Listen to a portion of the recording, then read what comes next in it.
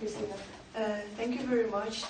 So I'd like to thank as well for inviting me to this conference and for the occasion to speak here. This is already the second day, and the first day really has brought like a lot of new ideas and new acquaintances, and I'm really, really glad to be here. So thank you very much. And my work today is going to take as a point of departure post-1974 literature, with the claim that at this point, when the Greek military junta ended, we start to, Greek literature focuses more like on identity, and this has become one of the central questions in this literature. But I'm not going to dwell on this because of time constraints. I'm going to dive straight into the novel that I'm going to discuss, which is Maro Douka's Αθώοι φταίχτες. And my aim today is to show how sketching the picture of Chania and people who cross this city, now and in the past, Maro Douka's novel Αθώοι φταίχτες probes the notion of identity, exposing the tensions, insecurities, and negotiations that arise as a result of this identity construction. And more importantly, it also puts in question the stability claimed by national identity. For that purpose, I will analyze three characters of the novel, as each of them brings a different perspective on identity. A large part of Αθώοι φταίχτες deals with the past of Chania, capturing the city on the threshold of the Lausanne Convention and the resulting population exchange between Greece and Turkey. It is the moment when national consciousness is formed on the island, and thus the novel questions what this national identity consists of and how it was shaped. The theory of Benedict Anderson in Imagined Communities captures well what we understand to be a nation. According to Anderson, religion, language, everyday practices, and their continuity, shared by a group of strangers, can bind them into a community. It is through the character of Arif that Maro Douka talks about the cornerstones of national consciousness and the past of the city. Arif is a descendant of Muslim Cretans who comes back to the city of Chania, partly as a researcher working for the BBC, but mostly as an explorer of the lands of his ancestors, tracing back his family history. As a descendant of Turkish Cretans, born in Turkey but living in the United Kingdom, Arif represents a rather cosmopolitan personality. And here, Douka skillfully subverts the stereotype associated with Turks. Rather than portraying him as a barbarian, as much of the previous literature would do, Douka shows him Arif as an intellectual with Western education. The central question of Arif's narrative is what it means to be a Chaniotis, or rather, what it meant to be a Chaniotis for Arif's grandfather and father, and what it means to be one today, who can claim the city of Chania as their city. From this perspective, this is a rather national narrative, and indeed, the narrative of Arif has all the criteria discussed by Anderson as necessary to imagine a nation. And yet there is something unusual about it all. And what I mean by unusual, I want to show you by giving you one example. So let's take continuity as one of the features discussed by Anderson. And this is perhaps the most prominent feature in the narrative of Arif. Continuity of the Arif's links to the city of Chania is established through the diary of Arif's grandfather, rewritten by his father, which now Arif himself aims to rewrite for his son. The diary is a bricolage of the memories from Chania, in which each of the men describe their encounters with the city. The feeling of continuity arising from the diary gives Arif the right to lay claim onto the city as his city. Yet while in the nationalist discourse, continuity is seen as deeply rooted in a specific place, Arif deteriorizes the concept. He feels a strong bond with Chania, although it is the first time he visits the city. And in a similar manner, Douka deteriorizes language, perception of time, and shared everyday practices. I'm not going to go into much detail of how it is done exactly, but if anyone is interested, you can ask me in the question time to give more examples. Although the question of what the identity of a Chaniotis is based on was the center of our discussion so far, the inquiry of what the identity of the city is also plays an important role in the narrative of Arif. And I'm sorry, I forgot to mention that before, but I have distributed like some handouts, and there are some at the back. Maybe there is a slide. So I'm going to, this is the point. This is there.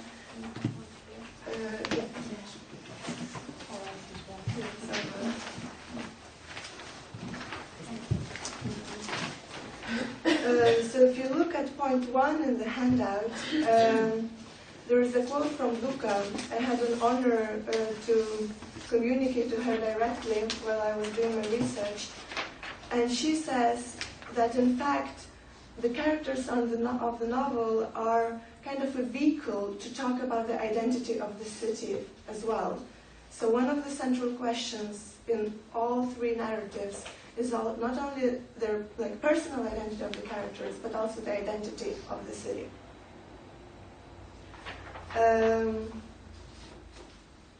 So Arif is the character through which the past of the city is explored.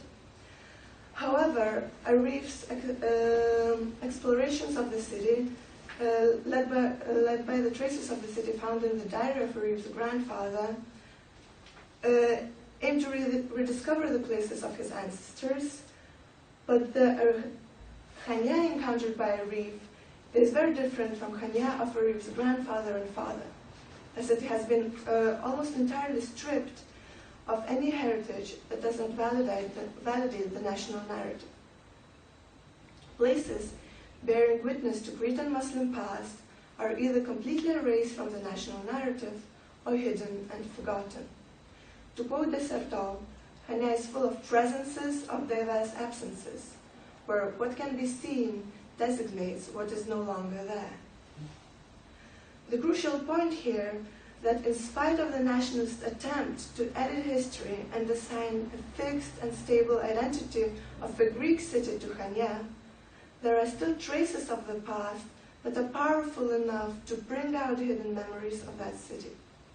This way, Arif's works fracture national narrative of Chania as a Greek city, demonstrating that Chania is not only Greek church belfries, but also Ottoman minarets and hammams, as well as the Venetian square of Santa Lucia. Thus, the identity of the city, rather than something fixed and eternal, is exposed as shifting and changing, just like the identity of its inhabitants. While the vehicle for revealing the past of Chania is mainly Arif, the story of its present is unraveled through the detective story surrounding the murder of Ola, a Ukrainian immigrant working as a prostitute in the city of Chania. Constructing Ola's character, Maro Douka again skillfully explores the stereotype associated with a stranger, but this time a new immigrant, uprooted, immoral other. The mysterious circumstances of her murder and its investigation occupy a significant part of the book, disclosing the corruption and exploitation networks operating in what looked like a calm and quiet coastal city. Ola is a marginalized character. She's already dead at the time of the novel, and so what we find out about her is mainly through the eyes of other characters. However, there is one chapter in the book where she tells her story herself in the recording of an interview with one journalist. This interview can be interpreted as Ola's way to resist her circumstances. She has no voice in the city of Chania, but in an interview she repeats again and again, Ochiarodisis, Makus, Ehomilao, trying to impose her own rules onto the discourse and take mastery over her life, at least in this way. Because Ola does not want any questions and prefers to tell her story on her own, the interview reminds of a monologue rather than an interview. However, it is certainly important that it is intended to be an interview and that there is potential audience that would hear her. This is Ola's chance to describe herself into Chania, which so far treated her as an object. At the same time, the interview serves a rather introspective purpose, an opportunity to examine her experiences through narrativization and to give Ola strength to resist her circumstances.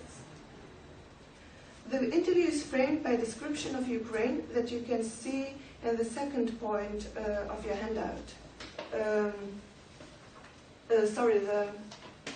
fifth point, I'm sorry.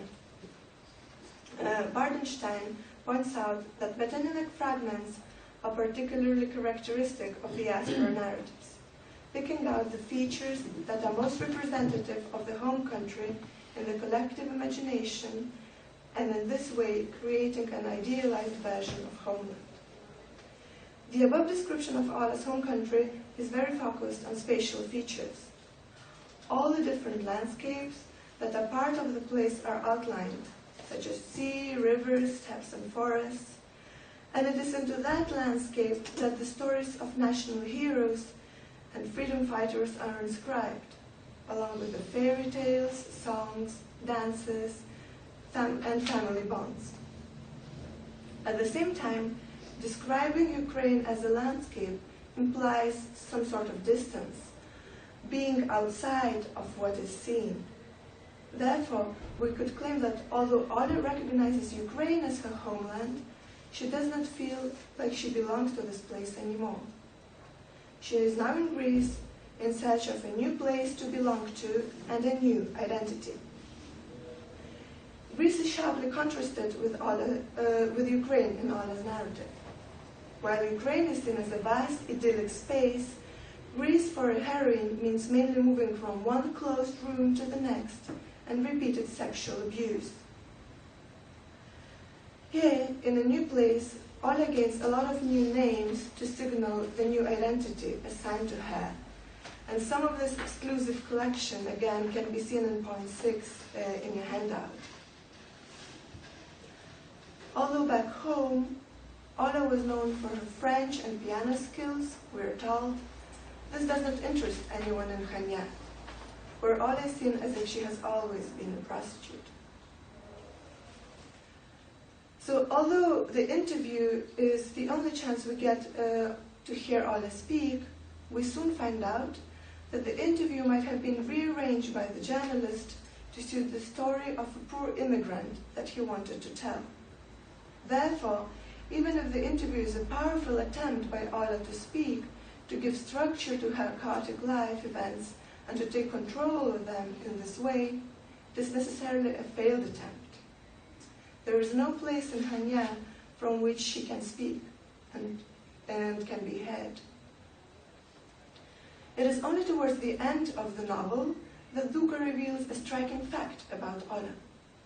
Having regarded Ola Gromova as a foreign immigrant all throughout the novel, at the very end we find out that she has ancestors in Crete. This can be interpreted as a maneuver employed by Douka to say that identity is a much more fluid notion than we would like to think, and that not only our identity perception, but also our formed prejudice and stereotypes with which we often so often categorize the other are based on rather unstable grounds. Finally, just like a reef, Ola is a stranger in Chania who radically transforms the identity of the city. The investigation of her murder sets in motion the forces to expose and eventually subvert the corruption networks of what has initially seemed to be a quiet and calm coastal city, as I mentioned before. In short, although a marginal character in the life of Chania at the first glance, Ola is a vehicle to reveal the hidden history of the city, which one might not be particularly proud of, or which is not advertised in guidebooks, but which nonetheless is the history of Chania. For both Ola and Arif, the task of identification meant negotiating a pre-given and fixed national identity with their personal circumstances.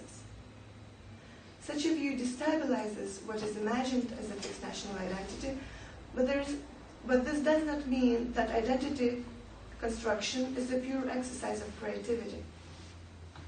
Even if there is no clear origin and no destination, there are still only a limited number of points of reference to mingle at.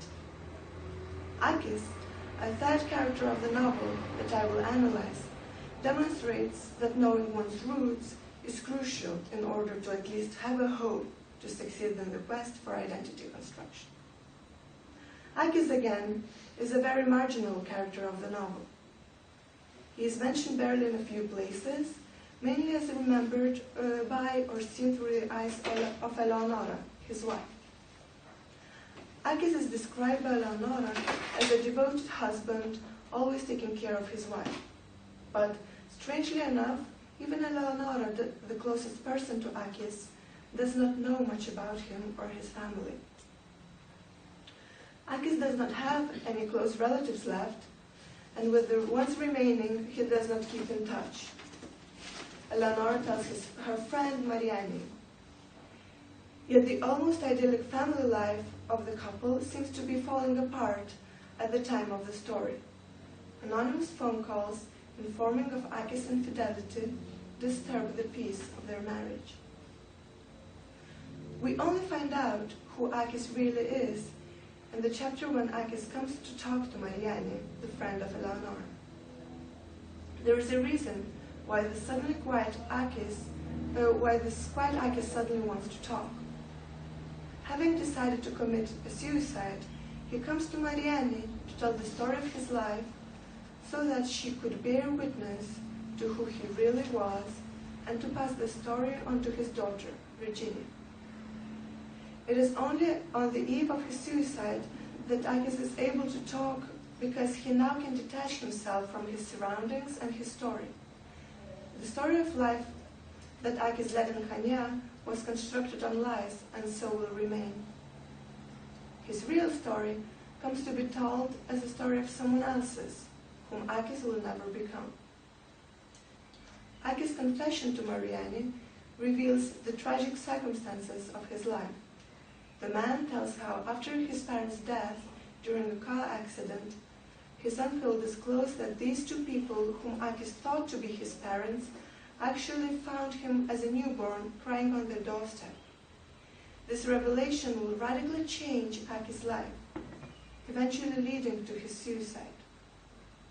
The recognition that Akis grew up as a child of his parents rather than a child will come to haunt him for the rest of his life. And Douka again also makes a comment on that, which can be seen in the next point of the handout, which is point 7, I believe.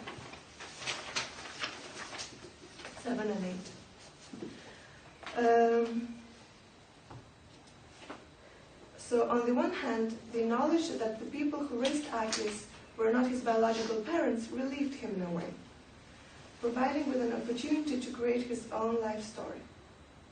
He chooses Salonika as the city where he was born and goes there 3 times to appropriate the city and to choose the school where he went, the neighborhood where he grew up, and the way where he played with his friends. On the other hand, this feigned identity eventually comes to haunt him as now any possible identity could be his identity. He walks in the streets, staring at people and thinking they might be his relatives. He cannot fall in love with any woman in a fear that she might be his sister. So it seems that not knowing who he is, not having any place to belong to, Akis is unable to establish a relationship with other people or to appropriate any places. Only the relationship with Eleonora, his wife, temporarily brings stability to Akis' life. Akis marries Eleonora because, as he tells us, she is the only woman who he realized could not be his sister because of her privileged background. But there is something more that attracts him to Eleonora as well. When Akis meets her at the party for the first time, he meets also other Cretans and talks about them with admiration because of the connection they feel to their native place, as can be seen again in point 9 in the handout, in the quote that I put there. I think it is this strong sense of belonging that attracts Akis, with the hope that he can also acquire that same sense of belonging if establishing his life in Hanya. Thus, Akis tries to acquire a place through a romantic relationship with a person who does have a place to belong to. This strategy works, but not for a long time, as the same characteristic that enabled Akis to get married to Eleonora and establish an illusion of belonging also destroys him. Coming from a privileged background, Eleonora is in the center of attention in Hanya, and as a result, Akis feels in a shade of Eleonora's family. He is unable to tell Eleonora the truth about his life, as he is afraid she might reject him, and hence their relationship gets based on lies. In addition, local people also do not accept him, and his admiration of the locals now turns into hatred. He says in one place again,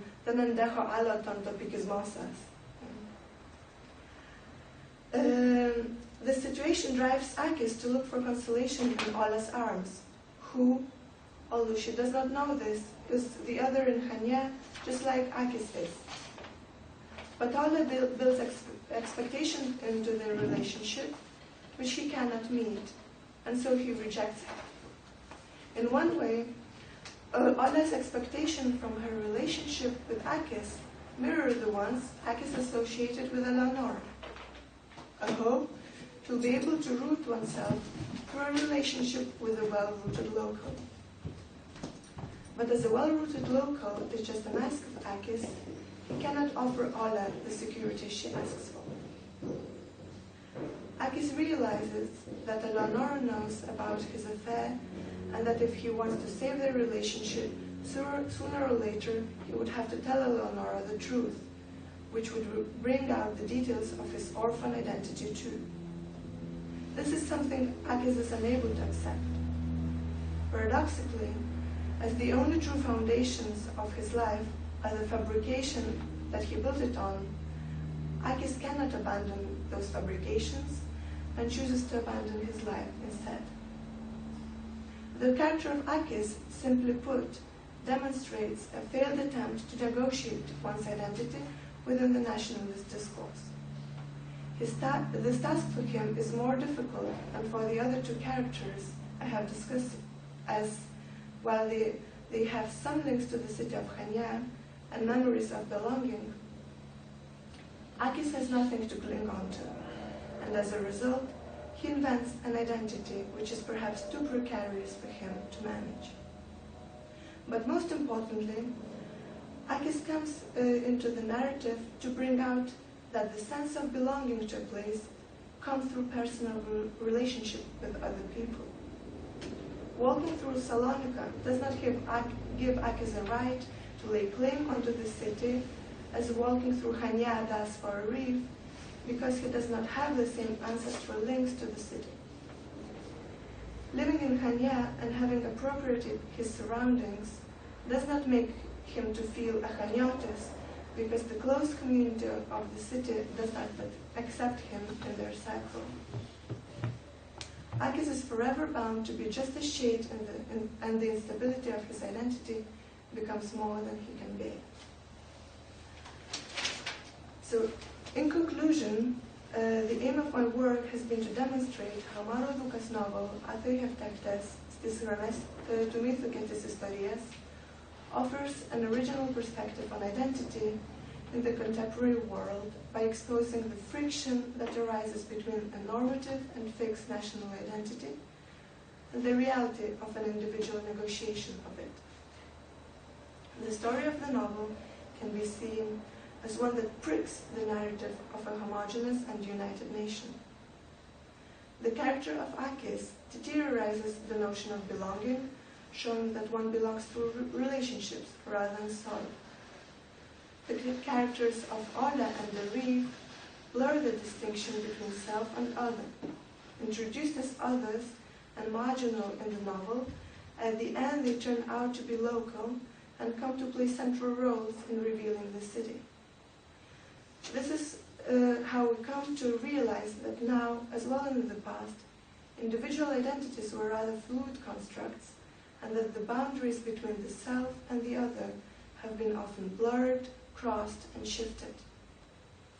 While trying to negotiate their place in history, the same people are portrayed as both guilty and innocent, just like in the favorite song of the novel, of one of the characters of the novel, from which it takes its title.